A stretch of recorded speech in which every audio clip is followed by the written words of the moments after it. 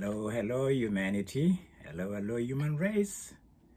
Welcome to my podcast, episode number 9. We've moved from Brazil, the Amazon jungle. We've moved to Tokyo 2020.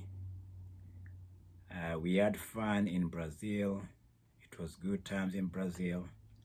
Little did we know that 4 years later, or a few years later, we're going to have one of the darkest moments in the human history as the pandemic COVID strikes and takes a lot of lives, disrupts a lot of lives. We are thinking about how dark those moments are, and Olympics seems to rally people to have something to celebrate, and Kenya is joining the nations in Tokyo. And we hope these Olympics could give us something to celebrate about, either as human beings, or a nation, or as individuals. So that's the background, and we are in Japan, and Kenyans have assembled some athletes that have endured the dark moments, and they are bringing their talent here to Tokyo. And again, I'll give you some of the highlights. My name is Joel Chestnut, Road to Paris, and we are looking at middle distance Kenyan runners in Olympics in Tokyo, Japan. How do we do? Eliud Kipchoge comes to Tokyo and defends his gold medal in marathon, and is anointed as a new kingpin. The trajectory looks good, and if you have been following his career, he's just been exceptionally great. He's going to be a Hall of Famer, and Kenyans can be proud of that. He's a new ambassador for sure. On the women's side, in the marathon, I think you have to note here that Kenya go 1-2 in Perez Chepchirchir and Brigid Kosgei. 1-2 for women. Incredible. And before I move on, after this, I mentioned the gold, I have to mention that I predicted from Brazil that women are penetrating the male-dominated sport, and Japan proves me right, because we go 50-50 on the medal tally, and we go 50-50 on most of the shared glory. Is incredible how that has happened in a country whereby it's a patriarchal world. Kudos to women here. Another woman who wins gold medal is the defending champion, Faith. And if you have Faith, you have Faith Kipyegon. She wins a gold medal in 1500 meters, defends her territory, and defends it in class. And she defends with a fresh look of dominance. Those are the few gold medals I'm going to mention here. And Ellen Obiri, I'll mention her for silver. She gets silver in the 5,000 meters. And then the other woman who does very well here, she defends event. She dips a little bit from silver in marathon, but here, not in marathon, 3,000 steeplechase. I'm talking about Ivan Chepkemoi. She does a bronze for us here. It's incredible, and consistency has been an issue for most athletes in Kenya. She's consistent here a little bit. She protects some of those top 3 territories that are cherished by most athletes in the Olympics. I think overall, I'm looking at something here, kind of a phenomenon here in the 1500 meters. I think the lordship or the ownership of this event in the Olympics seems to be shifting.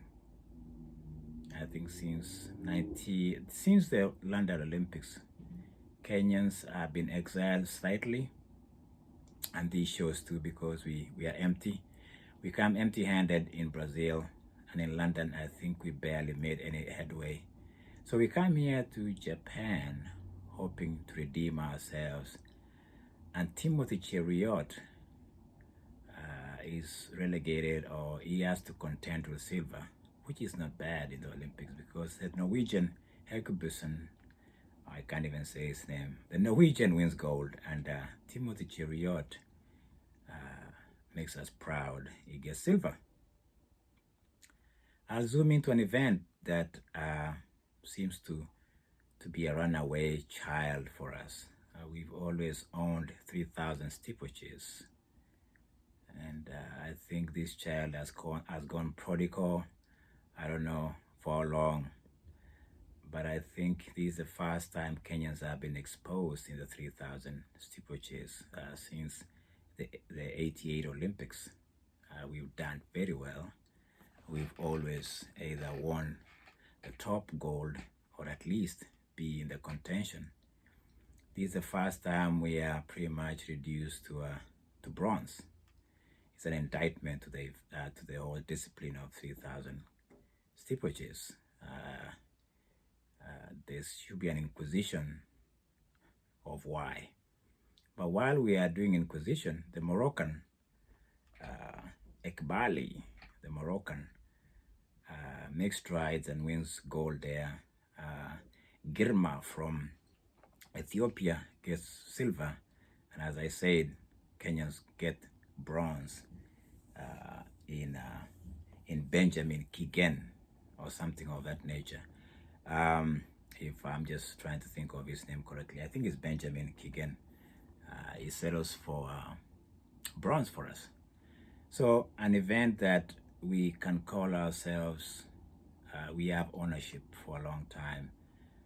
And again, here we notice a shift or a change of guard. The Moroccan and the rest of the world and the Ethiopians really have kind of infiltrated, or they are making, they are demanding a space on the table, and they do well. I have to give them that. And so steeplechase becomes that one of those events that need an inquisition for Kenyans. And my feeling is that complacency and competition, and I think lack of deep talent continues to show that I don't think what we call an event that we think we are going to win will happen as the future unfolds. So that's one event that I'll say that 1500, we've kind of, silver is not bad. It's a tough event to be in. We've done very well throughout the Olympics from 88, when Peter Rono, and down history to Noah Ngeny in Sydney did very well for gold for us. Something is changing here, and we need to be aware of that for Kenyans. Well, 800 meters. What's going on there? Emmanuel Korir, who is this guy? New dude on the block. Rhodesia, David. As I told you in my last episode, since Brazil is taken a toll on him. He's done very well for a long time. He's broken world record, which still stands. And I think because of that, he's not here. And we have Emmanuel Korir giving us gold. We'll take gold. That's okay. And second place, we go 1-2. Second place, we have Ferguson Rotich. I think we have to say this event, whatever you call it, 800 meters. The last time we went 1-2 was 92, when William Tanui and Nixon Kipchoge went 1-2. Here we do it again. Glorious. So great stuff. Like I say, women and men are going 50-50 on these Olympics. 50-50 in gold, in faith, and the rest of them, and 50-50 in silver. With AWB reading the charts, we get 10 total gold medals, and women and men are playing even game here. It's a good day for all of us. Kenya, we find our place. We do very well. We're a small country. We come ranked 19th in the world in medal tally. Not a bad Olympics for us. And given the pandemic we are coming from, I think it's a redemption story for most people, and not only Kenya, I think for the world as a whole. So this is episode 9. This is my last episode before we go to Paris, the Eiffel Tower, and the bonjour. How are we gonna do it here, Kenyans? I have my predictions in my next episode. I'll try to highlight some very interesting stars that are on the horizon. Faith will be one of them. Faith Kipyegon, she might double. We have other names that I'll talk about. We have Mary Moraa in the 800 meters. We have an interesting character in Wanyonyi in 800 meters. And we have other names that we'll talk about. Omanyala, hey, what about that for sprints? How did this kid go? How did this guy do? He's been doing very well. I think he's raised some eyebrows around the world. My next episode will be some of those predictions. And let's see how my predictions will look like. I'll give you a sneak preview of what I'll talk about. Women surpass men in Road to Paris or in Paris Olympics. That's my prediction. Let's talk later. This is George Chestnut, Road to Paris.